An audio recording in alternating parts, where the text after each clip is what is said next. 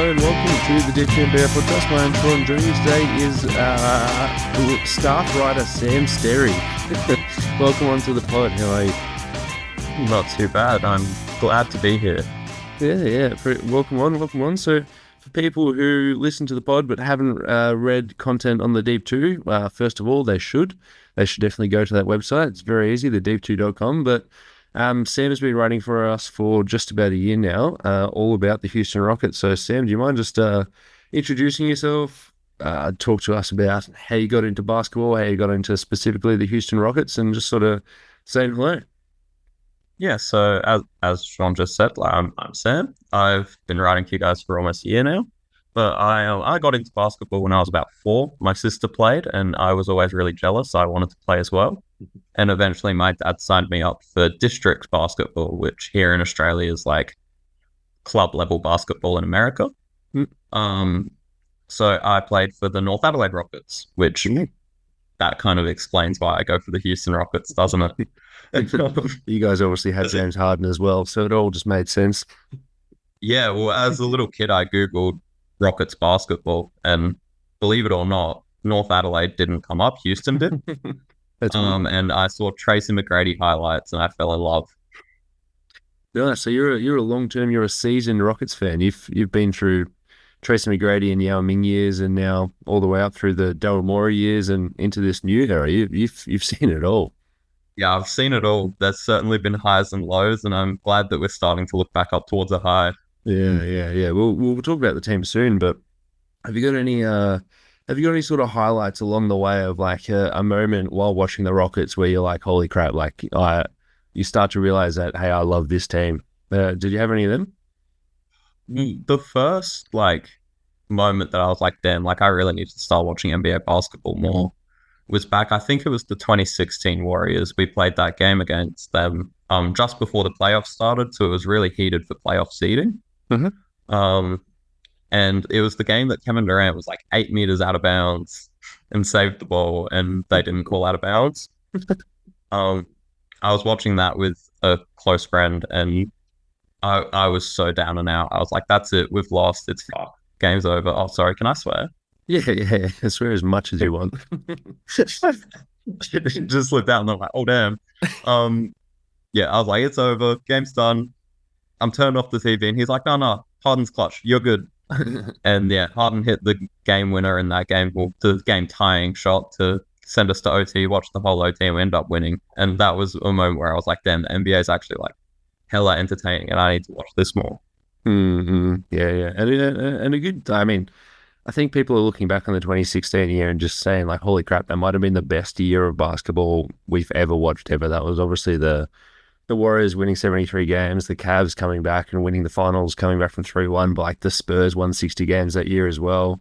There was so much to talk about with the 76ers tanking as well. So you could literally talk about every single team. I think Al Jefferson would he still have been playing for Charlotte? So even like the middling teams had some like, I don't know if you've recently seen any Al Jefferson highlight reels, but they're really fun to watch. And it's just like, wow, that was going on during that season from heaven as well, to choose to say something for the opposite of the season from hell. But yeah, bloody good year to get into basketball. Yeah, 2016 was certainly a good year to finally get into it properly and actually like really watch and support the sport. Like I'd always gone for the Rockets before then and like kept up with scores, but never actually like sat down and just like watched damn near a season. So yeah, 2016 was a great year. Al Jefferson, man. Every now and then he's one of those random players that I just like to look up a highlight reel of and just sit and watch that high post work. So good, man. And like someone on Twitter said you could actually just pick any random NBA player from across the years and make a highlight package for him. And then people started doing that in the replies. So there's like a Maurice Spates 10-minute highlight package of him dunking and the commentators screaming his name. It's, yeah.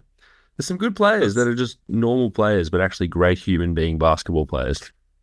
Oh, yeah. That's the crazy part about the NBA. Like, everybody goes on about, like, players being a bum and stuff like that if they don't get many minutes. But, like, they're the top 300-ish players in the world. Like, they're all able to play basketball, and they can just randomly go off on any night. Yeah. And I guess we're sort of seeing that as well with Montrezl Harrell, obviously, I wouldn't say flaming out, but leaving the NBA, flaming out and yeah, not really welcome back in the NBA after he didn't really have a defensive position. He's in the NBL and it's like just averaging 18 and 10. Have you been to a Adelaide 36ers game and been in the same arena as Montrezl Harrell? I have not been in the Montrezl Harrell game. I've really wanted to, Yeah. but I just haven't been able to this season. Yeah. When Andrew Bogut came and played for the Kings, I was at that game that was here in Adelaide. But Nice. I think that's the only NBA player that I've seen in person play. Yeah. I actually went to Andrew Bogut visited Melbourne and he was doing a meet and greet and I was like 15 at the time. And my mate and I were like, all right, let's go and let's see if we can meet him. And there's not going to be many people there. We won't rock up at like 8 a.m. Let's just rock up at, I think it started at 10 to 12. So we rocked up at about 11 and there was a line from, I think he was at a Foot Locker store. There was a line from the Foot Locker going around the corner and we lined up for an hour and a half. He stayed back half an hour later and then eventually like someone ran through the crowd and was like, hey, he's left. He's been here for 2.5 hours. So if you didn't get to meet him, that's sort of bad luck. So we lined up for an hour and a half and didn't get to meet Andrew Bogut. So you've been closer to Andrew Bogut than I have. I met Ben Simmons. He's the only NBA player that I've had a conversation with. Yeah. What was it like? I was at EB Games, oddly enough, on a school trip in Melbourne, and like the cashier came running downstairs and I was like, your teacher said that you really like basketball. And I was like, yeah. And she was like, Ben Simmons is upstairs right now. And I run upstairs and I'm like, no way Ben Simmons is actually here. And sure enough, this 6'10" dude surrounded by like 3 bodyguards is just in EB Games looking around. What? Well, where was he looking? What section? He was looking at PS4s because they'd just come out. Right. And he was like, I think he was looking at, there was the year that he was in on the cover of 2K in Australia. Okay. So he was looking at all of those, and I think he was going to buy like one for all of his teammates. Yeah. So I awkwardly went up to him as a young kid would. It was like, hey, I really like you. Like, you play basketball. That's really cool. In the most awkward way possible. And his security guards were like, no, it's his day off. You need to leave. What? And Ben Simmons was like, Ben Simmons said that, nah, he can stay. Like, it's fine. It's one kid. Wow. So I basically followed Ben Simmons around the store like a sad little puppy, just talking to him. And he was actually like really interested in me, which was really cool. Like, he asked me where I played basketball, those sort of things. He wasn't actually talking to himself, like talking about himself. Yeah. And then he also just casually spent like $8,000 when he got to the checkout. Wow. So just buying a copy of 2K Australia edition, which is, I don't know if the PS4s were region locked, but there's a chance that it doesn't play on his teammates' PlayStations. But so he bought a couple of PlayStations and some 2Ks. Yeah, he bought 3 custom PlayStations that had him, Embiid, and Markel Fultz on them. For him, Embiid, and Markel. Yeah. And then he bought like a bunch of like U2s and crap like that, like a bunch of nerdy stuff. Yeah. Wow, that's so interesting. And you got to follow him around for a bit as a teenager. It was really, really cool. It was probably the highlight of my life in basketball. Yeah. Fuck, what a good story. I didn't expect to get a story of following Ben Simmons around an EV gas. I don't think anyone would really expect that story. That's true. That's true. Well, my friend Lucas was at a WNBL game a couple of weeks ago and he bumped into Nene. He was walking along the sideline and there just happened to be a very large human courtside watching basketball, and his friend who works in some position with the NBL was like, hey, it's Nene. It's like, yeah, well, that's Nene. And they said, do you want to meet him? So he just went up and said, hey, can we get a photo? And he just standing behind him while he's watching the basketball, turning around with a thumb up. It's pretty cool. He didn't buy $4,000 worth of PlayStation. Yeah. No, nice. I got a Nene jersey when he played for the Rockets because he had my number. Wow, that's great. That's a good jersey to have. Such a red. It's my most deep cut jersey by far, is having a Rockets Nene jersey. Yeah. Well, it's unique. It's unique. It's good to have. But Rockets, great segue. You're obviously a fan of the Houston Rockets, as you mentioned. How are you feeling this year? How do you feel as I should have got this up beforehand, as the Rockets currently sit third in the Western Conference, 17-9, half a game behind second. How do you feel this year about the Rockets? I mean, I feel like I can't complain. Like we've had absolute crappy years. Last season was like a step in the right direction, being 41-41. Like, but this year it feels like our defense has really stepped up to another level. Like last year, bringing in the vets and stuff like that, you had Fred and Brooks who were good defenders, and then like that was really kind of it. But this year, like Jalen stepped up defensively, Şengün stepped up defensively, Tari and Amen on the bench are just defensive demons. So like I'm feeling really, really happy. Yeah, it's you definitely were a bit. It was a bit of a bummer that you didn't make the playoffs last year. Obviously, winning 41 games is huge for a team who's just been struggling so much, especially through the Steven Silas years. And like, if you're in the Eastern Conference, you'd have an easier schedule, and then you probably would make a top 6 seed. So it's just a bit of a shame that you're in such a terrible conference. Well, terrible for trying to make the playoffs reasons. But your defense does look great, and we'll talk about the offense later, because it's like, wow, as soon as you get into these high level matchups, like you were against the Thunder in the NBA Cup semifinals. But Alperen Şengün's like the only hole on the defense, but he's actually been playing really well on defense. He's sort of adopting that Jokic style, Marc Gasol, pudgy center who like just puts in a lot of effort all the time.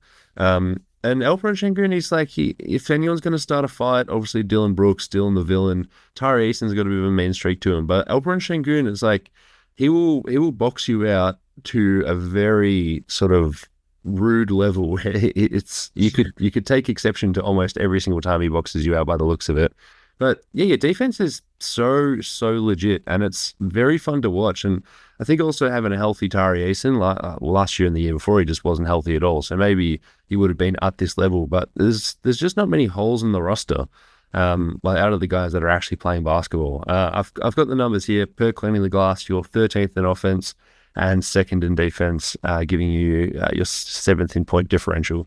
But the defense looks very legit, and it looks like it's going to carry you to a top 4 seed by the end of the year. Do you believe it's playoff legit, or is it just a regular season good method, or what do you think about the D? I think our defense will be playoff translatable because it's not one defensive scheme that we're running into the earth. Like every single matchup that we've had, Ime is utilized like Jabari and Tari in different ways, and he's utilized Şengün in different ways. Like, I don't know if you watched the OKC game played in the NBA Cup, but Şengün was blowing up screens. He was like hedging really hard, getting really high on that screen, and forcing Shea to make passes out of a double team instead of what he normally does, which is a drop. And he was really effective in that. And like, we hadn't really seen much of Şengün doing that. We haven't seen him switch at all, which I'm interested in seeing, but I'm also scared of seeing. But we've seen a lot of different coverages, and I think that that'll make it so that when we get into the playoffs, we'll be able to match up with teams and actually still have an effective defensive scheme against them. And so many options. Like, you've obviously got Jabari Smith, who's like, he's sort of like the perfect guy to play at a 4 next to a defensive hole, like a traditional defensive hole like Şengün. He's a bit like Paul Millsap in that way, where it's like he can slide down and play the 5. He can also help off the weakest shooter. And yeah, Jabari Smith doesn't get a lot of credit for this defense, but he's a great piece to have. And then just everyone else just being long and getting in passing lanes. And yeah, you're right. Like, Ime Udoka's done such a good job, hasn't he? Like, you've just got so many different ways to attack offenses. Where the Golden State Warriors at the start of the year, Jerry Stackhouse came in this year. I'm a Warriors fan, in case you weren't aware. Jerry Stackhouse brought in a new system where it was like, look, we're going to do what we usually do, or what you guys have done with Steph, which is just like hedge on the screens really hard, just try and ice the ball handler while Steph or our bad point of attack defenders recover.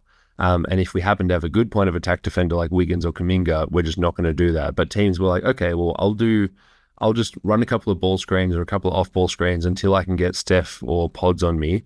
And then as soon as you make contact with that screen, just pass the ball really early and pretty much attack the Warriors the way the Warriors have attacked teams in the past, where it's like we're inviting the double team on the ball. and then just making our big man make a decision. And then teams have just started to include other small players in that screening action. And it's just teams just know how to beat it now. And the Warriors, who have been in a slump for the past couple of weeks, just don't have an answer for that. I think what are the Warriors in the last 10? They're 2-8. As teams have just started to run more like small pick and rolls. And that's sort of like, hey, we might have had our little spurt at the start of the year where we played really well, but now we've been figured out. So it's like this is a big enough sample size for teams to figure out the defense. But there's just so many different options for the Houston Rockets, and there's really not a hole, which is freaking awesome. Yeah, I entirely agree. Like, yeah, as you said, we have so many different options, and like Jabari being that perfect complement is huge because like if a team is abusing Şengün, we can just take him out and put Jabari at the 5, and suddenly we can switch everything because we have tall players everywhere. Like with Fred and Şengün off, we normally have Amen and Tari in, which means that it's 5 guys that are all like between 6'6" and 6'9". Like we can just switch absolutely every screen, and it doesn't really affect us. And it's switching is an almost unstoppable defensive scheme when you have a lineup like that, like the Thunder did when they had Hartenstein out. Yeah, Jalen, J Dub at the 5 is pretty. Yeah, exactly. Nice. We were emailing the other day talking about article ideas, and I mentioned a potential article on sort of Amen Thompson being slightly disappointing this season, and you were like, "Oh, I don't think he's been disappointing. He's been one of your best point of attack defenders, coming off the bench, being the point guard off the bench, but also working as a big man."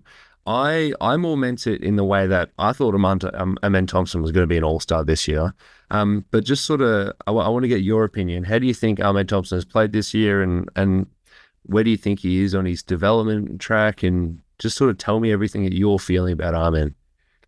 So Amen's a weird player because I feel like box score watching is not a good way to view him. Like, he does so much that doesn't show up on a box score. And I think those are the areas that he really excels in, which is why like a person who's watched every single Rockets game goes, no, he hasn't underperformed at all. While you've probably watched a fair few, but not all of them. Yeah, just like you'll probably go, oh, he's probably been a bit disappointing. Like his numbers don't jump out at you, but his strides in certain areas, like his shooting, even though it's only 20%, 27% from 3, that's still like what, a plus 13% increase from last year. His shooting in the corners has actually been relatively consistent. Like he's been a decent player for us on offense in ways that we didn't expect. He's been able to be a lead ball handler. He's played every position for multiple games as well. Like he's been a lead ball handler. He's been our main pick and roll player at times. Like he's just been an absolute demon on both ends with his versatility. Yeah, and he jumps so quickly. Like when you're a guy who doesn't actually have, you don't have a great 3-point shot. I've actually just looked up his numbers. So he's shooting 29% from the corner. 39% from the corner, and he's shooting 0% on non-corner threes, which is a fat 0. You can't get any worse, but he's not taking them. But he jumps so quick and so high, and he's so explosive, which just really makes up for his lack of shooting, which is fucking incredible. Like you can use him just as like an old DeAndre Jordan type because he's so quick at jumping up. But when he cuts, you have to respect his cut because he's so explosive from a running jump or from a standing dunk. So he's sort of papered over what would be a traditional weakness. And then obviously you're running lineups out there with at least 4 shooters at all times. Like even though Şengün struggled from 3 this year, it's you still got to respect him. Like he's still a shooter. Sorry to bounce around too much, but that's just made me remember Şengün. What are your thoughts on his little one-legged shot that he's opting for it even when he's wide open and is going in? It's pretty cool. But what are your thoughts on that? So I don't know if you know what the broadcasters call it, but the Rockets broadcasters call it the Flamingo. I haven't heard which is the worst sounding name for a jump shot ever. Like a signature move being called the Flamingo is hilarious to me. But if it's going in, I'm not gonna argue with it. He talked about it a bit in a post-game interview, and he said that he just feels more comfortable with it. Like the way that like bringing up that leg kind of brings his arm into balance works well for him. So like as long as it's going in, I'm not going to argue with it. He was shooting it really well at the end of last year, this year it's kind of taken a bit of time for him to get back on track with it, but I don't mind it. I think it looks funny and it goes in, so that's the best of both worlds in my eyes. Yeah, you've got the Dirk fadeaway, which is just kind of called the Dirk. You've got the Sombor shuffle with Nikola Jokic, and you've got the Dream Shake, and then the Flamingo just doesn't have the same punch as those other iconic big man shots. But yeah, the offense, like the offense is the issue, and the offense will be the thing that sort of stops you from winning a playoff series. What do you think the ceiling for this team is, or what would you be happy with? Would you be happy with a one playoff series win, or like if you don't win a series, are you going to be upset? I know like your expectations might have jumped because you missed the playoffs last year, and now it's like, God, winning a series, like let's just get there first. But how do you feel about expectations this year, and sort of what would you be happy with? So, like, considering that we didn't make any major off-season moves, like we have pretty well the same team from last year. I don't expect us to make a massive, massive leap in terms of like a deep playoff run or anything like that. Mm-hmm. I would be content with us getting bounced in the first round if it was like a 6-7 game series. But I think that we should be able to make at least the second round. Yeah. Similar, like a bit like OKC last year, where maybe you're on that trajectory where you've got a lot of players that are going to sort of aging into their primes. And yeah, I got onto that point talking about the offense because we saw in the first, because I watched that game as well, the OKC semifinal. This was sort of the first high pressure situation, simulating a playoff feel, and both teams' defenses were just brilliant. And we saw that OKC actually struggled a bit on offense when they went into the Cup final against the Bucks. But it was clear that these are two defensive teams that are making their mark on defense, and you've struggled a bit on offense. And some people on Twitter were very upset at Jalen Green for taking a few atypical shots down the end of that game. But do you see this team getting better on offense just naturally, or do they have to make a move? A move which, there's been reports that they're not going to make a move this offseason. It'll be, this season, it'll be an off-season move with all the Phoenix Suns picks that you have. But do you see the offense getting better? I could see the offense getting better. I think the problem for us, like this season, I don't see it getting much better because we have two inefficient guards in our backcourt. Our perimeter creation just isn't there to be able to make defenses respect us reliably with that kind of offense, which means that we need to utilize Alpi in the post a little bit too much. Like he just kind of, not too much in terms of I don't want Alpi to get all those post touches, but too much because defenses can start collapsing on that. I think we're 29th in the league in 3-point percentage, so teams know that they can collapse in the paint and just not then give us open threes, and it doesn't matter. Like, I don't see our offense getting majorly better while we have both Fred and Jalen in that backcourt together. Yeah, true. All right, well then, moving on to moves, whenever a player becomes available or whenever a player gets talked about becoming available, the Houston Rockets have to come up, and I think your name's going to come up until you do make a move. Raphael Stone came out and said that you won't be trading for Jimmy Butler. You want to hold on to your picks until the offseason. What are your thoughts, Sam? What's your dream acquisition? Like I know there's been some mentions of like a next young star, like a Donovan Mitchell or a Devin Booker or a Zion Williamson, who God, I think as of 24 hours ago is now available. Not that you'd want him. But what's your dream trade for that big cachet of picks that you have? My dream acquisition would be getting Devin Booker back getting Devin Booker from Phoenix. I think that there's a high chance that they'll want their picks back, which makes it a realistic trade target. Yeah. And I think like Devin Booker's just kind of what we wanted Jalen Green to be. True. And not saying that Jalen will never get there, but at the moment he's not really showing those steps in this situation. So like it could be best for him to move on from us, and it could be best for us to move on from him. In saying that, I love Jalen. Like, he was the first piece of our rebuild. He was, like, the first pick that we had in this rebuilding scenario. So, like, we've all kind of grown a big attachment to him as fans. But at the same time, like, if he's underperforming, he's underperforming. Yeah, true. Would you be happy with KD? Like, a 36-year-old KD in the offseason? And obviously not all of the picks. Would that tickle your fancy? Or would you prefer the team hold out for someone whose age starts with the 2? Yeah, I would prefer the team hold out for someone that fits our timeline better. I don't think that there's a point in us trading for a Jimmy Butler or a KD to try and make a win now move, because we're not necessarily in the situation to win just yet. Like we're on that path and we're on that trajectory, but we don't quite have enough pieces that are experienced enough and are elite enough to be able to make a real championship push. Yeah. I completely agree. And you may as well just hold out. Like if you sit on your hands this trade deadline, you're still going to make the playoffs. You're still going to be very respectable in the playoffs. And then in the off season, you can say, hey, what worked, what didn't work. You've got Fred VanVleet as a massive salary that could be expiring, I think, this offseason. I think he's got a team option. And then all of a sudden, it's like, well, there's your matching salary if you can go out and get a lead ball handler. And I just don't think any of the guys that are available at the moment are worth the scratch. Like, yeah, the names I mentioned earlier, but if someone becomes available who wasn't previously available, then all of a sudden you're still in the conversation. You're still up there with the OKCs in terms of picks to get. But like we saw with OKC, who still have a massive trove of assets. What they did this offseason was not bring anyone into their salary space, and they overpaid / still a worthy contract to Isaiah Hartenstein and then traded for Ellis Caruso. Could you see that as a potential avenue for Raphael Stone to go this offseason, bring in really, really, really good role players? And would you be happy with that? Or, yeah, what do you think?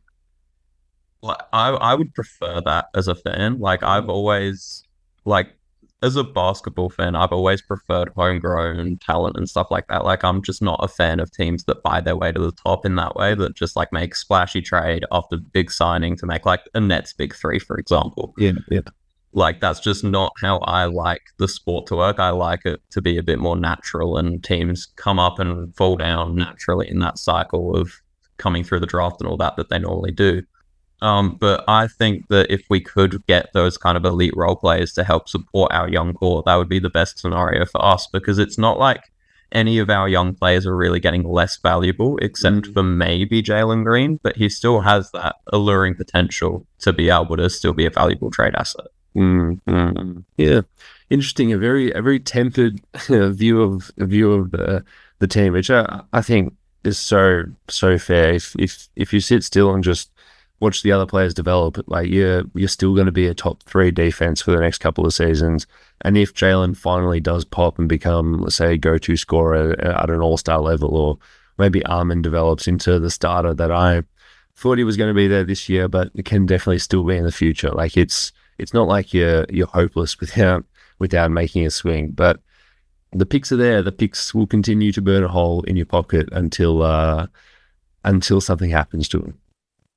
Yeah, exactly. Like we're not in a rush. There's no reason to rush, I should say. Like we can take our time and play it smart and then work our way back into that to contending. Yeah, sweet. Any other talking points you wanted to touch on with the Houston Rockets?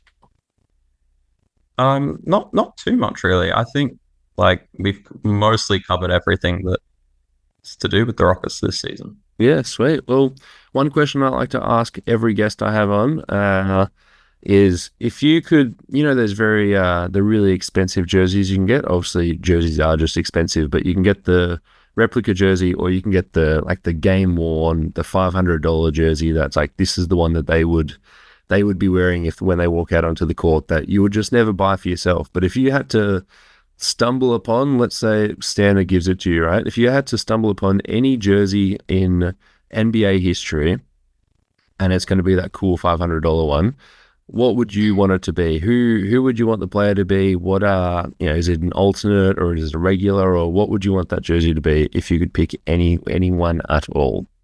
If I could pick anyone at all, it would be a T-Mac. You remember the purple pinstripe Rockets jerseys? Oh yeah, with like the big game logo on the front jersey. Yeah, that I would fall over dead if I got one of those. I'd be so happy. They re-retroed them a couple of years ago, didn't they? Yeah, we had those retro jerseys. I got one of those. A friend bought it for me for my birthday, and they bought it 3 months before my birthday. Yeah. And when it finally rolled around, Kevin Porter Jr., who was the player that they bought, was in jail. And they felt so bad, but those were killer jerseys. I loved them. Yeah, God, it sucks to have a Kevin Porter Jr. one though. I think maybe we'll trade for another Porter Jr. Next day. Craig. Hopefully. Michael, come over here and wear the number 3. Do me a favor. Yeah, that is a sick jersey. I think one of the issues with so many jerseys coming out every year, because obviously the teams have their main two jerseys and then they have two or three alternates. They have to rotate them every 2 years. If you've got a good alternate jersey, you should be able to keep it for longer than 2 years, because you're seeing some teams just sort of redo their last jersey, just maybe in like slightly different colors. Like you had those. Houston had those San Diego Houston Rocket jerseys where it was like the green and the yellow that I thought looked quite cool.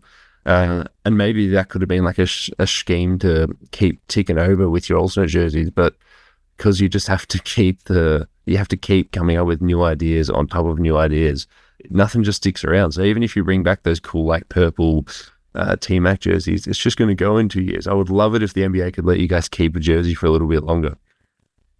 Yeah, I completely agree. I think that the jersey turnover makes it hard for fans to like kind of keep an identity with the team as well. Mm-hmm.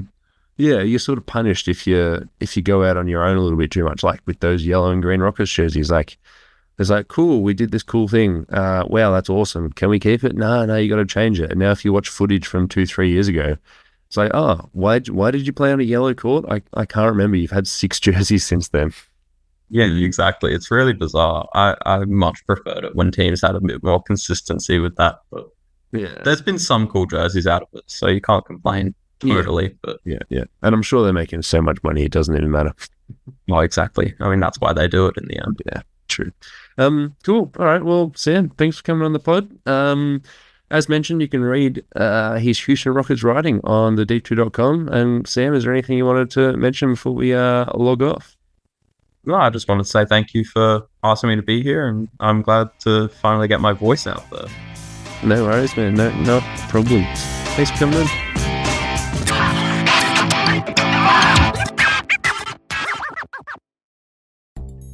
You want to talk WNBA? Maybe some WNBL? Australian Opals chat? Heck, even dabble in some EuroLeague? Find the W Basketball Show on the Deep 2 Podcast Network.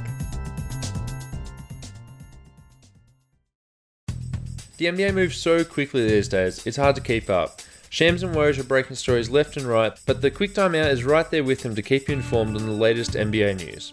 Stop in and let us break it down as it happens. Find the Quick Time Out on the Deep 2 Podcast Network.